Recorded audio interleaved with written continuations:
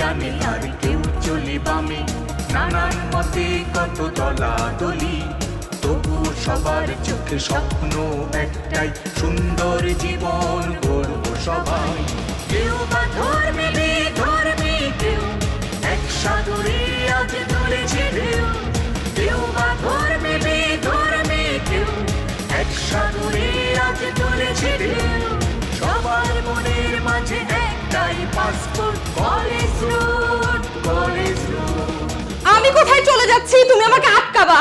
তুমি আমাকে না আটকিয়ে তুমি শান্তিতে থাকবা? তুমি যাও। নিজের ব্যক্তিত্বটা বিলীন করে দিয়ে আপনি হয়ে গেছেন আধুনিক শিক্ষিত একজন নষ্ট মানুষ।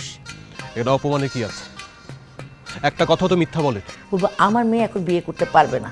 আমার মেয়েকে যদি বিয়ে করতে চান ৩-৪ বছর অপেক্ষা করতে হবে, তখন তার পড়াশোনা শেষ হবে, তারপরে সে বিয়ে করবে।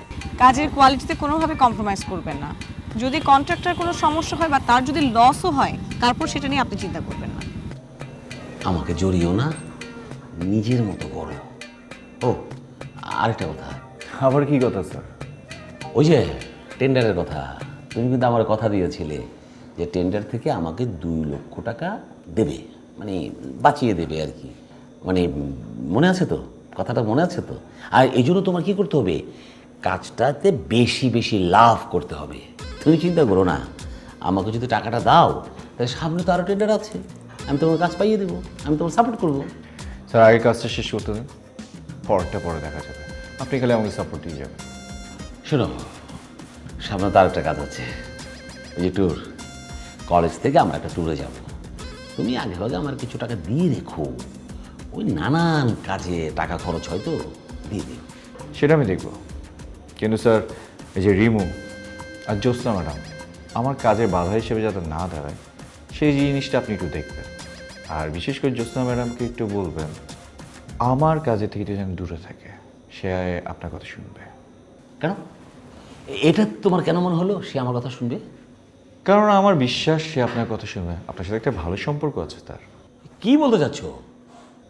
স্যার বলতে চাচ্ছি যে আপনারা দুজন একসাথে অনেক গুড টাইম এক্সপেন্ড করেন, একসাথে ডিনারে যান, পার্কে যান, লং ড্রাইভে যাচ্ছেন, তো স্যার সেই জায়গা থেকে সে আপনার সামান্য এই কথা কি সে শুনবে না?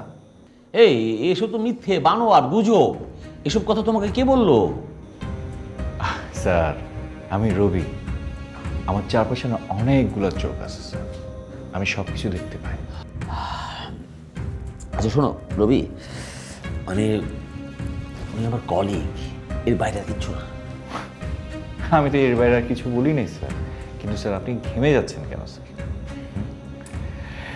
স্যার আপনি আপনার কলিগকে একটু বলে দেবেন আর কি, যে সে আমার কাজে বাধা হয়ে না দাঁড়ায়, আমার কাছে একটু দূরে থাকতে বলবেন। বুঝতে পারছি স্যার, আপনি ওকে নিষেধ করে দেবেন। ঠিক আছে স্যার, আজকে আসি। হ্যাঁ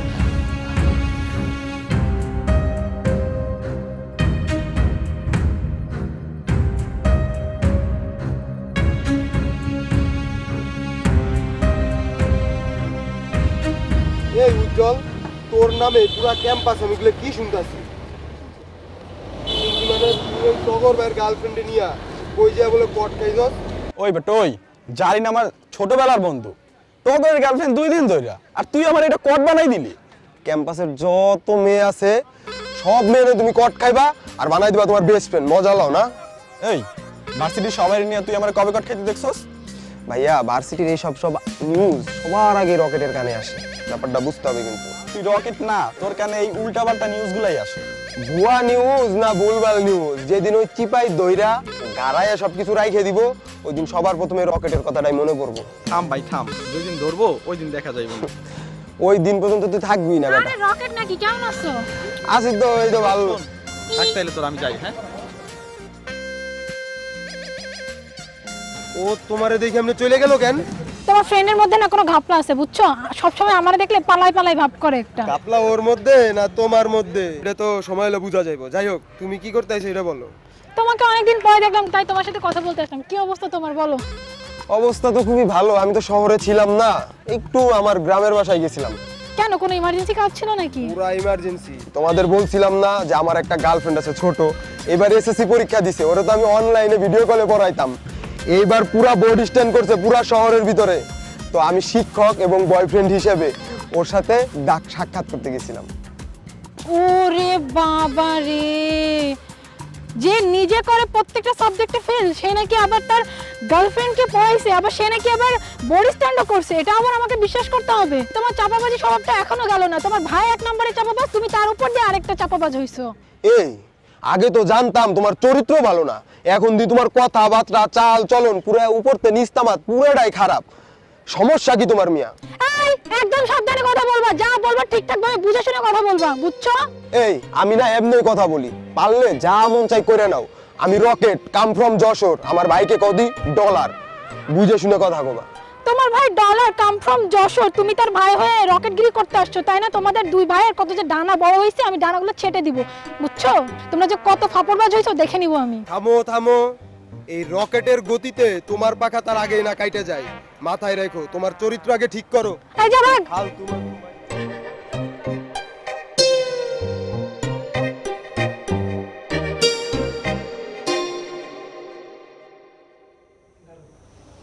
কি ব্যাপার মা, তোমার মন কি খারাপ? তোকে আর কলেজে যেতে হবে না। ও, এটা তো পুরনো কথা, নতুন কিছু আছে? তোকে মানুষের জমি দখল করার জন্য কলেজে যেতে হবে না, তোকে বিল্ডিং এর কাজ দেখার জন্য কলেজে যেতে হবে না। তুমি কি আমাদের প্রিন্সিপাল স্যারের সাথে কথা বলেছো? মা, তুমি কি আমার কলেজে গিয়েছিলে? না, আমি বাসায় ছিলাম। তাহলে তুমি এসব কথা কোত্থেকে জানলে? প্রিন্সিপাল স্যার তোমাকে ফোন করেছিল, ফোন করে এসব কথা বলেছে? পল্টন এসেছিল, ছেলেটা খুব ভালো, তুই কিন্তু ওকে কিচ্ছু বলবি না, ও সব কিছু বলে গেছে। পল্টন কোথায় এসেছিল? আমাদের বাসায় এসেছিল। কি বলেছে সে বাসায় এসে? তুই যে কলেজে ঝামেলা করিস সেগুলা বলছে। ভিপি পল্টন আমাদের বাসায় এসেছিল? আমি তো রীতিমতো অবাক হয়ে যাচ্ছি ওর সাহস দেখে। আর মা, তুমি ওকে অ্যালাউ করেছো কেন আমাদের বাসায়? ছেলেটাই সব কিছু বলছে, ছেলে তোর ভালো চাই এই জন্যই বলছে। তুই কিন্তু ওর সঙ্গে আবার ঝগড়া টগড়া করবি না। তুমি চেনো না জানো না এরকম একজন ছেলেকে আমাদের বাসায় ঢুকতে দিলে? চিনবো না কেন, তোর কলেজের ভিপি, না চিনার কি আছে? আর সে তো আমাদের ক্ষতি করতে আসে না, আমাদের উপকার করতে আসছে। তুমি কাজটা মোটেও ঠিক করোনি মা। পল্টন যে কত খারাপ ছেলে তোমার কোনো আইডিয়া আছে? পল্টন খারাপ হতে পারে না, তুই অন্যায় করতেছিস, তোর বিরুদ্ধে অনেক অভিযোগ। তুমি আমার কথা বিশ্বাস করছো না? মানে কোথা থেকে কে আসলো চেনো না জানো না, তা একটা কথা বলেছে, তার কথা তুমি বিশ্বাস করছো? আমি তোকে আর পড়াশোনা করাবো না, তোকে আমি বিয়েই দিয়ে দিব। ঠিক আছে, তোমার যা খুশি তাই করো, কিন্তু আমি কোনো বিয়ে শাদী করবো না, তুমি মনে রেখো।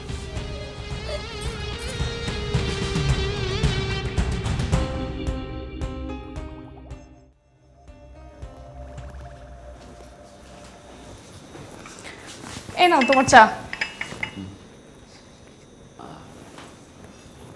কি হয়েছে জান, তোমাকে এত চিন্তিত লাগছে কেন? না কিছু না, এমনি। এমনি বললে তো হবে না, কি হয়েছে বলো তো? একটা বিষয় নিয়ে খুব ভাবছি আর কি, অফিসের কিছু ঝামেলা আছে আর কি, অফিসের একটা ঝামেলা নিয়ে ভাবছি। কি ঝামেলা? বুঝলেন, অফিসে মানে আমাদের কলেজে অনেক অনেক কিছু চলে না আর কি। ওই যে জ্যোৎস্না ম্যাডাম, জ্যোৎস্না ম্যাডামকে তো আবার সবাই পছন্দ করে, সেটা খুব সুন্দরী তো, অনেকে আবার তার সান্নিধ্য পেতে চায়, না পেয়ে আবার তার বদনাম করে। তো এই সময় আমাকে নিয়েও টুকটাক বদনাম করে আর কি, এটা নিয়ে আমি একটু চিন্তিত আছি। তো আজকে একটু অন্য চিন্তায় আছি। কি চিন্তা সেটা? মানে আমার মনে হচ্ছে যে জ্যোৎস্না ম্যাডাম নিজেই আমার বিরুদ্ধে কোনো ষড়যন্ত্র করতেছে। মানে হয় না যে সে চাচ্ছিল আর কি আমার সাথে একটা ভালো খাতির টাতির করে, মানে তার স্বার্থগুলো সিদ্ধ করার জন্য। আমি তো পাতা টাতা দিই না, একদম দিই নি, পাতা দিই না, কিন্তু সে চাচ্ছে মানে আমার বিরুদ্ধে একটা বদনাম করে আমাকে বিপদে ফেলে তারপরে আমাকে দিয়ে তার ইচ্ছা মতো যা কাজ দরকার তা করিয়ে দিতে। কিন্তু তোমাদের তো সবকিছুই ঠিক ছিল, কিন্তু আবার কি হলো? আর মেয়ে মানুষ বোঝো না, কখন মাথায় কি ঢুকে, কোন ষড়যন্ত্র কার কথায় কি শুনে কিভাবে জানে কি করে ফেলে, এগুলো বিশ্বাস করা যায় নাকি মেয়েদেরকে? মেয়ে মানুষ আমি বিশ্বাস করি না। কে আসলো আবার? জ্যোৎস্না ম্যাডাম। কি বলতেছো তুমি? জ্যোৎস্না ম্যাডাম এখানে আসবে? তুমি কিভাবে বলছো জ্যোৎস্না ম্যাডাম আসলে? কারণ জ্যোৎস্না ম্যাডাম আমাকে ফোন দিয়েছিল। মানে ফোন দিয়ে বলেছে এখানে আসবে? তুমি এত অবাক হচ্ছ কেন? তুমি বসো, আমি দরজাটা খুলি। হে আল্লাহ, জ্যোৎস্না ম্যাডাম যাতে না হয়, প্রয়োজনে কোনো ফকির আসুক, টাকাই আসুক, চোর আসুক। কেমন আছেন ম্যাডাম? এই তো আছি। আসতে অসুবিধা হয়নি তো? না না, কোনো অসুবিধা হয়নি। প্লিজ বসেন। আরে ভাবি, স্যার তো আমাকে আপনাদের বাসায় আনতেই চায় না। আচ্ছা তাই? আমি যতদিন আছি আপনার যখন মন চাইবে আপনি চলে আসবেন। ঠিক আছে। বাবা মানে তোমাদের সাথে মানে খুব ভালো পরিচয়, আগে থেকে চেনা জানা ছিল নাকি? ম্যাডামের সাথে তো আমার প্রায় ফোনে কথা হয়, শুধু তুমি জানো না। বাহ বাহ, দারুণ, সুন্দর সুন্দর। আচ্ছা যাই হোক, এখন গল্প পরে হবে, আগে চলেন আমরা তিনজন মিলে ডিনারটা সেরে নেই। ভাবি মাত্রই তো আসলাম, এখনই ডিনার করব? আগে গল্প করি, আড্ডা দিই, তারপরে না হয় খাই। গল্প পরে অনেক করা যাবে, কিন্তু খাবার ঠান্ডা হয়ে গেলে কি আর ভালো লাগবে? চলেন আমরা খেয়ে নেই। Good point. চলো আসেন ভাবি।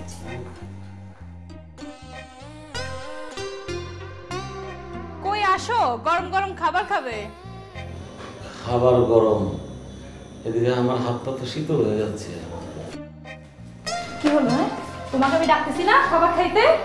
অভিনয় করো না তুমি। তুমি ম্যাডামকে ডেকে, তুমি ম্যাডামকে দাওয়াত করে এনে এখন তুমি রীতিমতো আমার সাথে অভিনয় করতেছো। হ্যাঁ, খালি ম্যাডাম আজকে যাক, তারপর যদি আমি তোর সাইজ না করছি তো আমার নাম সৃজনা, বুঝছিস? এখন আয়, খেতে আয়।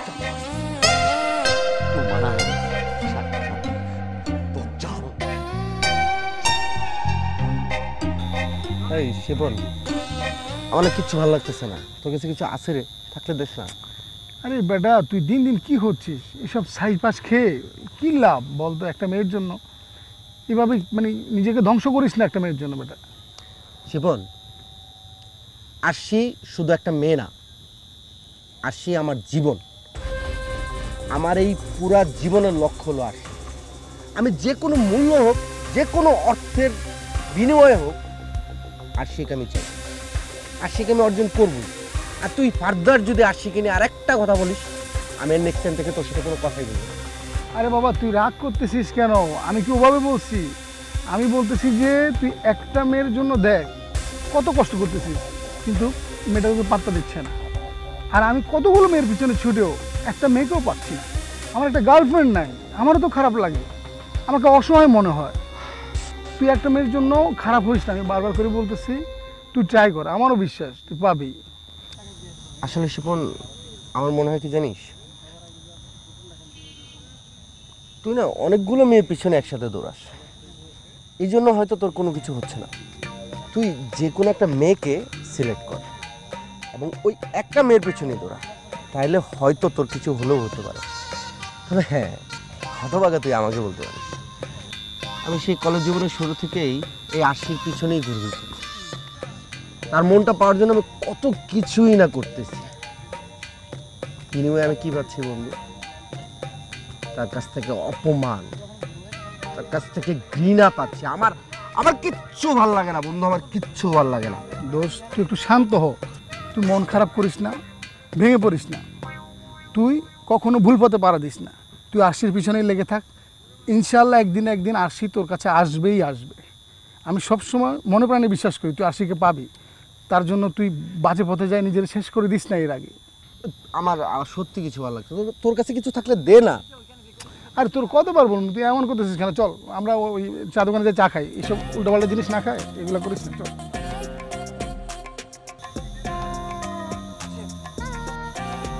মনটা ভালো না রে জগলু। কে আবার কি হইছে? রাঙ্গা ভাই কত বিশ্বাস করে ভালোবাসে আমার একটা কাম দিল, কামটা করতে পারলাম না। রাঙ্গা ভাই কি কাজ দিছে তোরে? আরে ওই যে রিমুরে মার্ডারের যে কাজটা দিল। তাইলে এখন কি করবি? ওইটাই তো চিন্তা করতেছি। রাঙ্গা ভাই যদি আমার ফোন করে, আরে কি উত্তর দিব?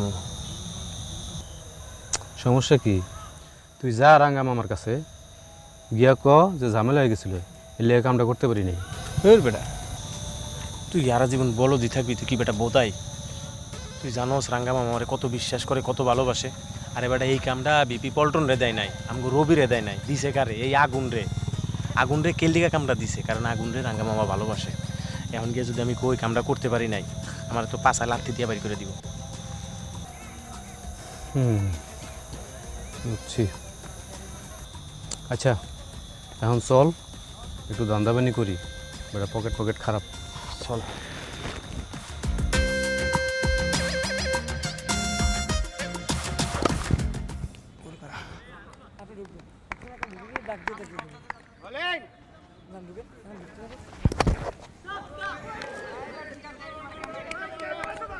ভাই ভাই এই ধর।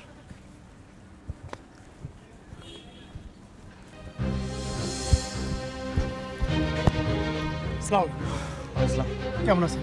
এই তো আছি ভাই, আপনার কি অবস্থা, কেমন আছেন? আছি ভাই, কোনোরকম আছি। কলেজে তো মনে হয় ঝামেলা টামেলা চলতেছে নাকি? কলেজে ঝামেলা কেমনে চলবে? রাঙা মামার জন্যই তো কলেজে সমস্ত ঝামেলা বন্ধ করে রাখছি। এই যে পল্টন আমার কাজ বন্ধ করে রাখছে, ওরা এত বড় সাহস যে আমার কাজ বন্ধ করতে পারে শুধু মামার কারণে, রাঙ্গা মামার আদেশের কারণে আমি কলেজে কোনো গ্যাঞ্জাম করতেছি না এখন ইলেকশনের সামনে। এই জন্য আসলে স্যার তো সিঙ্গাপুর গেছে, হ্যাঁ জানেন কি না, যার কারণে হয়তো স্যারকে পাচ্ছেন না। তো স্যারই আমাকে বলছে আপনার সঙ্গে দেখা করার জন্য, কলেজে যে ঝামেলা হচ্ছে মানে মারামারি গ্যাঞ্জাম একদম করা যাবে না, এটা মাথায় রাখতে হবে, ঠিক আছে? সেটা বুঝলাম, কিন্তু রাঙ্গা মামা তো আমার ফোনটা ধরবে অন্তত, অনেক সিদ্ধান্ত আটকাই আছে ওনার জন্য। আসলে স্যার তো একটা বিশেষ কাজে গেছে সিঙ্গাপুর, একটা ব্যবসায়িক কাজে গেছে, ওখানে বিরাট বড় একটা ঝামেলার মধ্যে আছে। আমার কাছে জাস্ট একটা মেসেজ পাঠাইছে যে ফটিক তুমি তাড়াতাড়ি কলেজে যাও এবং তুমি হচ্ছে রবির সঙ্গে যে কথা বলো, এই জন্য মূলত আমার। আচ্ছা ফটিক ভাই, সব কথা বাদ দিলাম, কলেজে যত ঝামেলা আছে সবগুলো বাদ দিলাম। মামা যে আমার একটা কাজ দিছে, মানে কাজটা ওই পল্টন বন্ধ করে দিছে, এই তো? আরে না, ওই কাজ না, ওই যে কিডন্যাপের কেস। ও আচ্ছা আচ্ছা, যে রইস মানে হাজিরা ম্যাডামের জি, ওই লোকটারে ওই লোকটাকে আপনি ছেড়ে দেন। কি বলেন? ছেড়ে দেন, কারণ হচ্ছে হাজারা ম্যাডামের সঙ্গে আমাদের কথা আছে, যোগাযোগ আছে, আমাদের হাইকমান্ডের সঙ্গে যোগাযোগ হচ্ছে, কোনো ব্যাপার না। এটা জমি উনি বলছে আমাদের নামে রেজিস্ট্রি করে দিবে, ঠিক আছে? আর আপাতত যে রিমু খানকে মারার কথা ছিল না, ওটাও মারা যাবে না, কারণ এখন যদি রিমু খানকে মারা হয় তাহলে নিশ্চিতভাবে স্যারের উপর দোষ আসবে, আপনার উপর দোষ আসবে, আপাতত এটাও করা যাবে না। তৃতীয়ত এই যে পল্টনের সঙ্গে কোনো জ্ঞানজামে আপাতত যাওয়া যাবে না, হ্যাঁ একটু সাবধানে থাকা। সব বুঝলাম ফটিক ভাই। রাঙা মামা শিওর তো লোকটারে ছেড়ে দিতে বলছে? হ্যাঁ বলছে আমাকে বলছে। ঠিক আছে, কিছু মনে না করলে আপনি আমাকে আমার নাম্বারে একটা মেসেজ দিবেন, রাঙা মামা বলছে লোকটাকে ছেড়ে দিতে। ভাই আমি কে? আমি ফটিক, আমি কার লোক?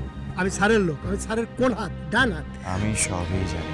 ঠিক আছে সবই জানি। আপনিও তো জানেন যে মামার সাথে তো আমার 1 to 1 কথা হয়, মামার কথা ছাড়া আমি এক চুলও নড়ি না। আপনি যে স্যারের কথা ছাড়া এক চুল এদিক সেদিক হন না, এটা স্যার জানে, আর এই কারণেই স্যার আমাকে আপনার কাছে পাঠাইছে। আর এই কারণে আমি আপনাকে বলছি আমাকে একটা মেসেজ করুন। ওকে ঠিক আছে, আপনি যখন চাইছেন মেসেজ পাঠাতে হবে আমি পাঠিয়ে দেব। ঠিক আছে, খুশি? আপনার কাজ হয়ে যাবে। ওকে, খেলতেছিলেন না? হ্যাঁ খেলেন। আচ্ছা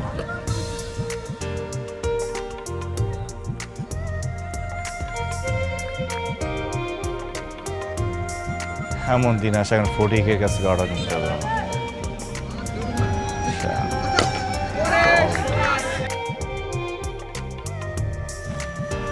কথা বলবো। জি ভাই বলেন। শুনেন, এখানে পরীক্ষা নিরীক্ষা করে দেখছি, বুঝছেন, এই যে মাল ব্যবহার করতেছেন কাঁচামাল সব কিছু তো ভেজাল। এই বিল্ডিং তো টিকবে না, একদম ভাঙা পড়বে, তখন কি হবে? এখানে অনেক ছাত্রছাত্রীদের ক্ষতি হওয়ার সম্ভাবনা আছে। বিষয়টা কি বোঝা গেছে? আগে ভালো মাল আনবেন, তারপরে কাজ শুরু হবে। যতক্ষণ পর্যন্ত ভালো মাল আনবেন না, কাজ বন্ধ। ভাইজান এখানে খারাপ মাল কোনটা? খারাপ মাল কোনটা মানে? এই যে এটা 2 নাম্বারই, এই যে বালু, এগুলো তো 2 নাম্বার বালু, রড সিমেন্ট সবকিছু তো 2 নাম্বার। হ্যাঁ, পল্টন কি করে আমার কাজ বন্ধ করতে পারে? এত বড় সাহস সে কই থেকে পেল? এই সাহসটা ওকে কে দিচ্ছে?